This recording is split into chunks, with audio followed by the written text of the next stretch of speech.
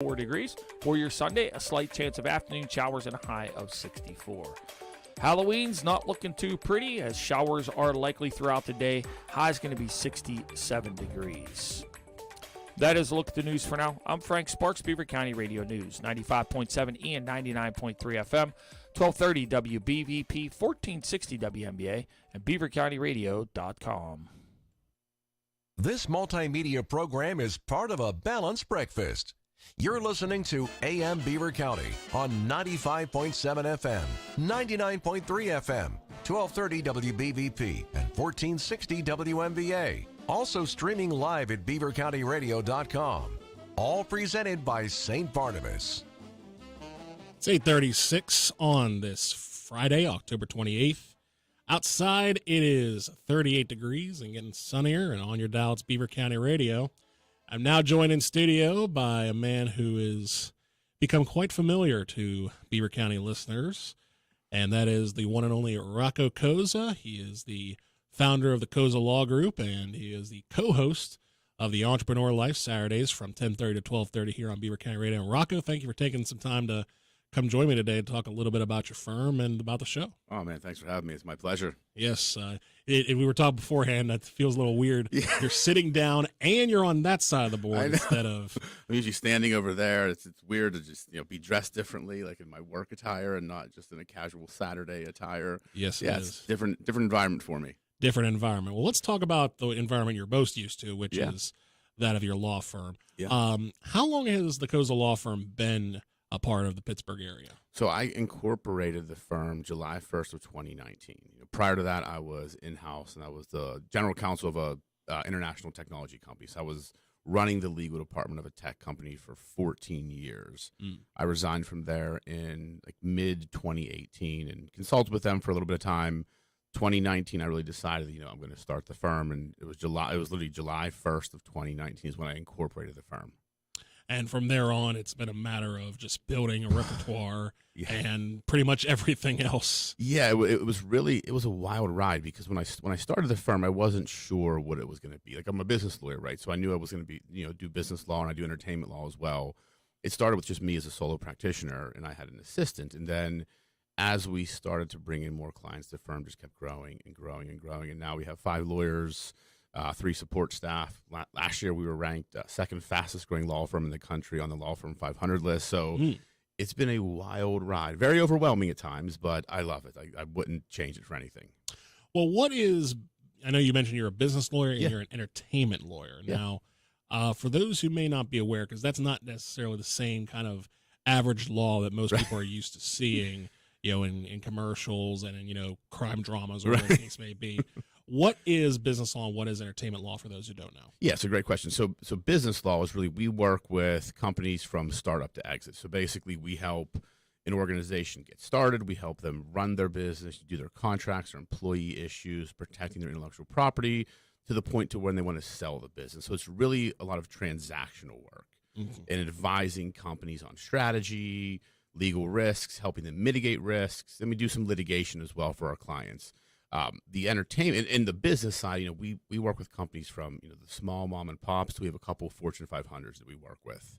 On the entertainment side, really that's just business law within the entertainment industry. And I kind of fell into it. When I started the firm in 2019, I had a friend who was in the sports agency world.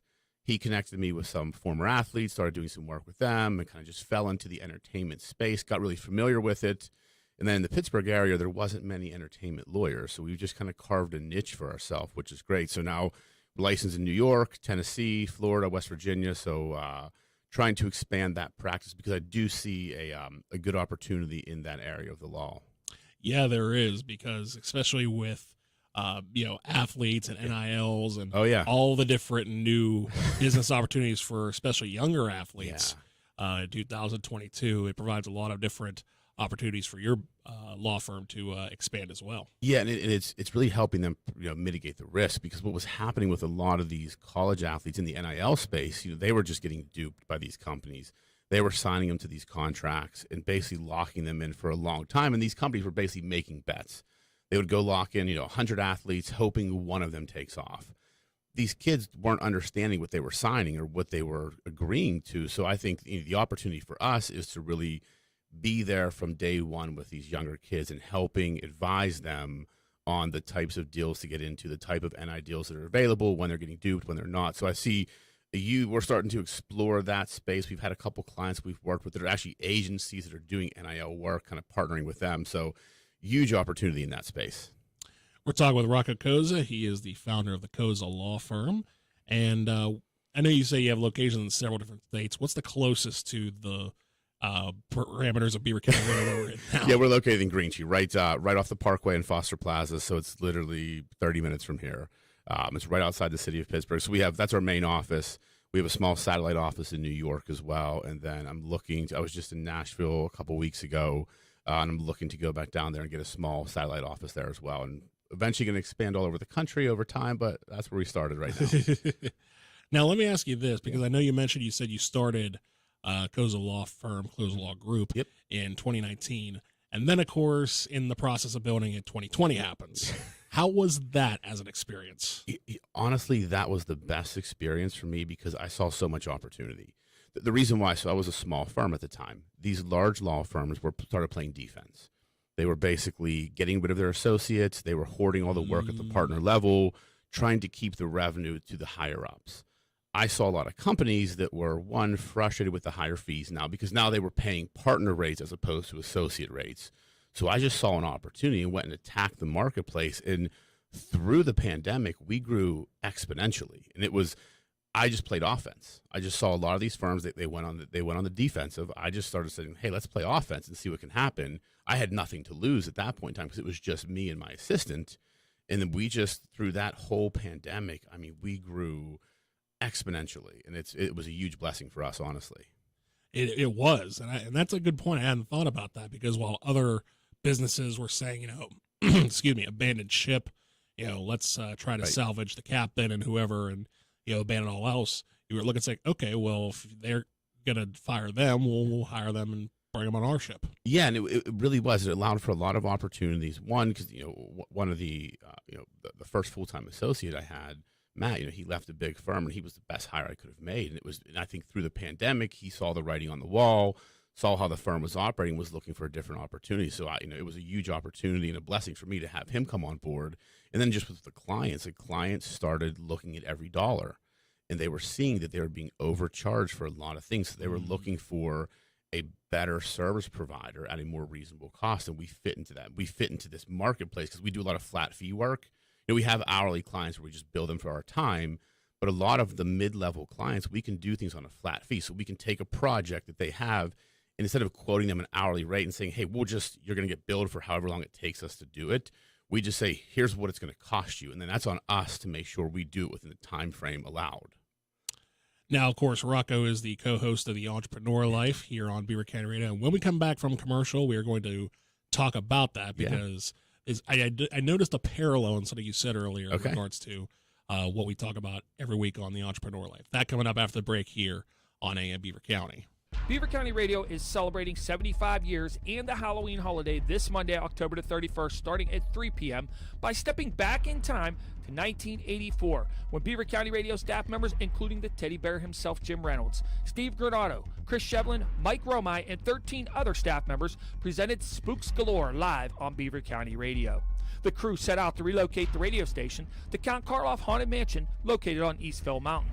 Tune in at 3 p.m. and find out if the mansion really was haunted and why Cliff and Mike didn't want anyone in the basement.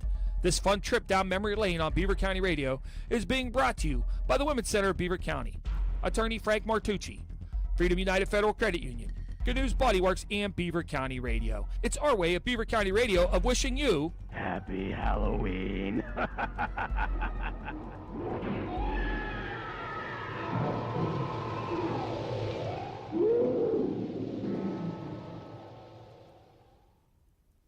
Beaver County Radio wants you to join the Beaver County Office on Aging and Lutheran Service Society at the Center at the Mall for the grand opening of the all-new Center Cafe. Special festivities, including an appearance by WBVP and WMBA, will take place Tuesday, November 1st from 10 until noon.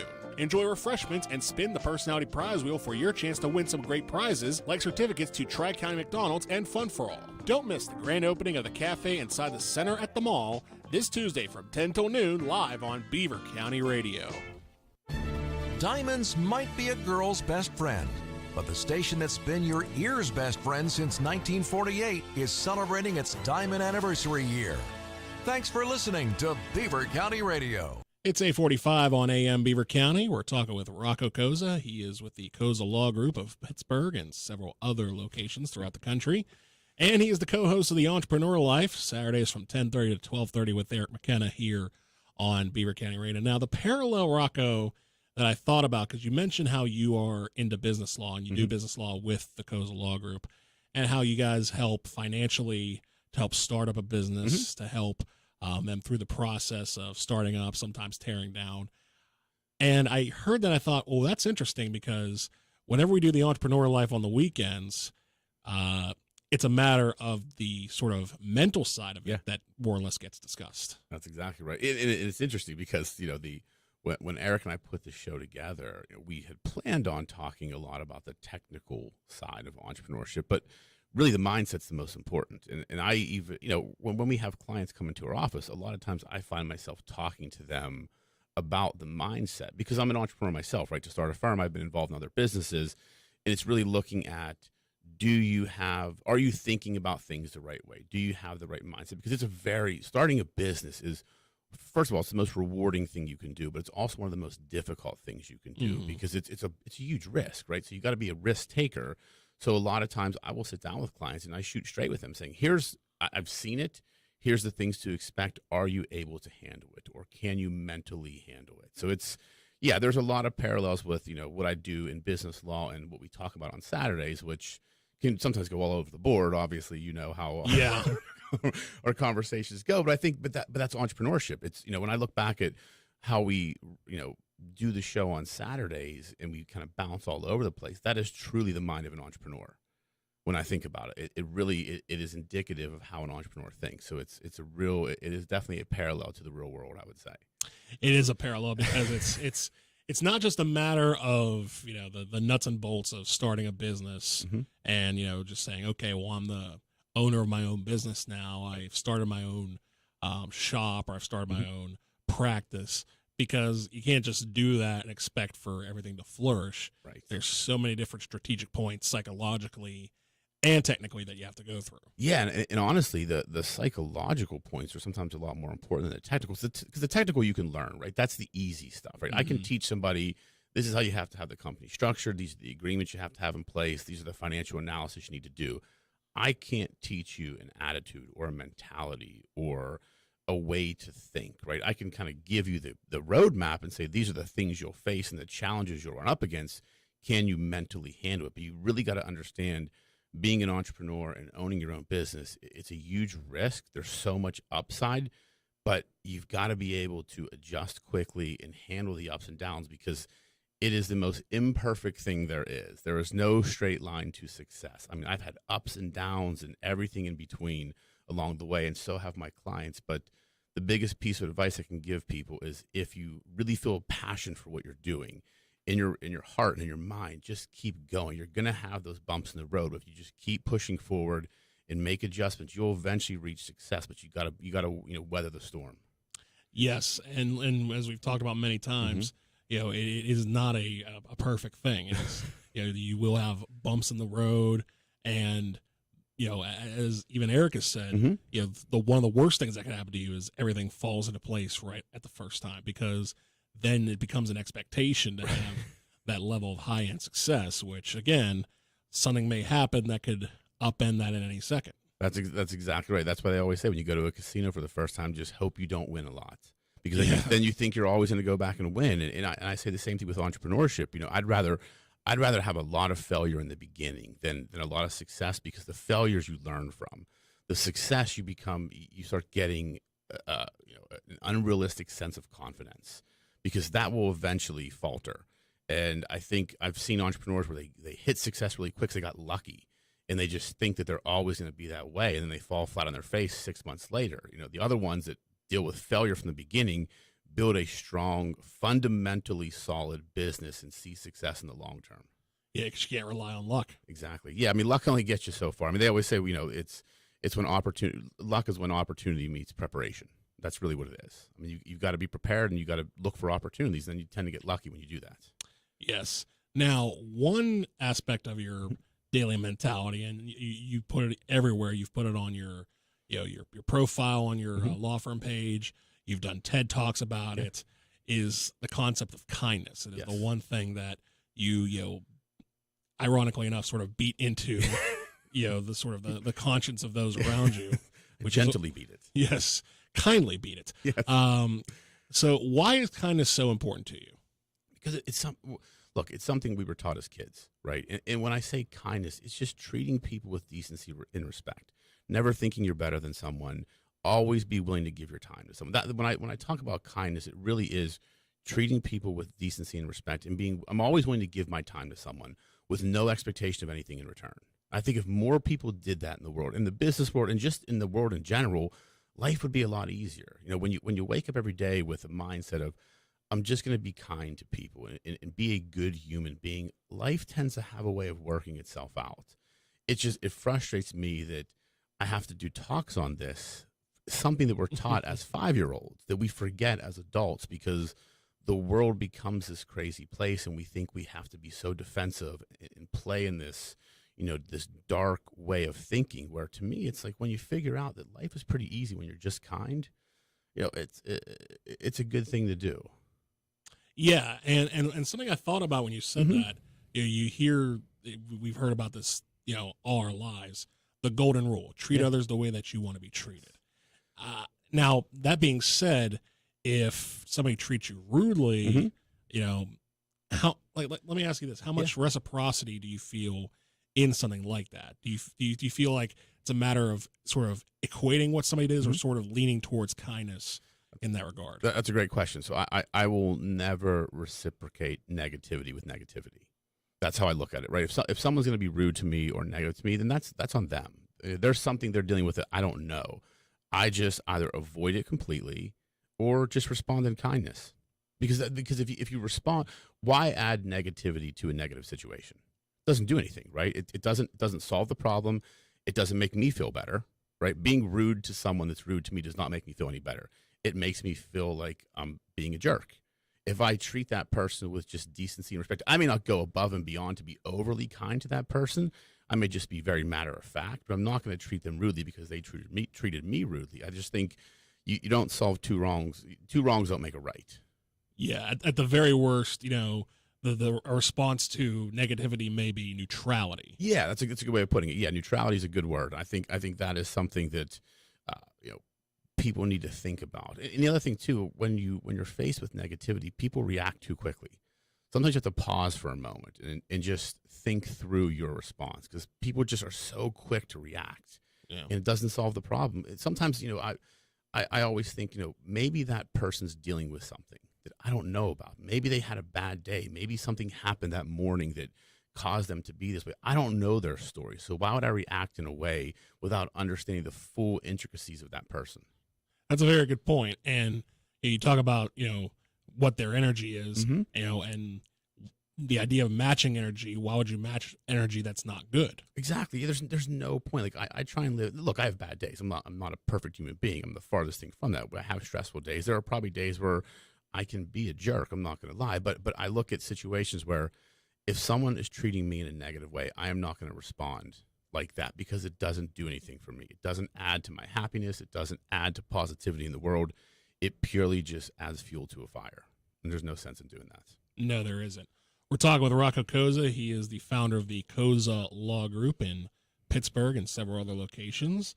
And, of course, he's the co-host of the Entrepreneur Life on Beaver County Radio with Eric McKenna, 10:30 to 12:30 Saturday mornings through afternoons. And I don't think I would let you get out of here without mentioning some of the more charitable works that you've been involved with, including something that's going on tonight. Yeah, so I appreciate that, Matt. We do a lot of charity stuff, but actually tonight I am dancing in a competition called Dancing for a Cause. It's for a charity called Watchful Shepherd. It's to prevent child abuse. So it's like a Dancing with the Stars competition. So I've been raising money for 3 months, and I'm competing tonight against 7 other local celebrities and their professional dancing partners. It's the most awkward thing I've ever done. It is. I mean, dancing is really, really hard. I mean, my daughters dance, and I can't imagine doing what they do. But it's also been a lot of fun. I mean, I've been practicing. I think I've had 18 lessons. So. Oh wow. Yeah. I'm competitive, so I'm really competitive. True. So I'm trying to win this thing. But yeah, it'll be fun. It's tonight at 6:00 at Valley Brook Country Club down in Pittsburgh. Just trying to raise money. If you want to donate, go to watchful.org. You can just donate. Just make sure you mark my name so I get credit for the donation, or anybody else's name as well. But yeah, it's a really great cause, and I try and do as much as I can in the community. I didn't grow up with much, so now that I'm able to do it, I want to do as much as I can to help the world. That is a great thing, and I'm glad you do that. But Thank you. I know Eric's been sort of jabbing at you for the last few weeks about the prospect of you dancing, and it is going to be interesting tomorrow morning. We'll discuss we will how talk that about it. goes. But I wish you the best of luck in Thank that you. department. And again, thank you so much for coming in today to That's my pleasure, man. take some time out of your busy day to talk about the law firm and the entrepreneur life and everything in between. No, it's my pleasure, man. Thank you for having me. It's been an absolute blast. Absolutely. Rocco Cozza of the Cozza Law Group joining me this morning on AM Beaver County. It's 8:56 on this Friday morning. Outside it is 39 degrees, and on your dial it's Beaver County Radio. Just a reminder that we do have high school football coming your way tonight. Western Beaver at Beaver Falls on 99.3 FM WBVP Facebook Live. That'll be 6:30 airtime, 7 o'clock kickoff on 95.7 FM and Trib Live, along with 1460 WNBA Central Valley and Alcoa. That'll be a 6:30 airtime, 7 o'clock kickoff as well.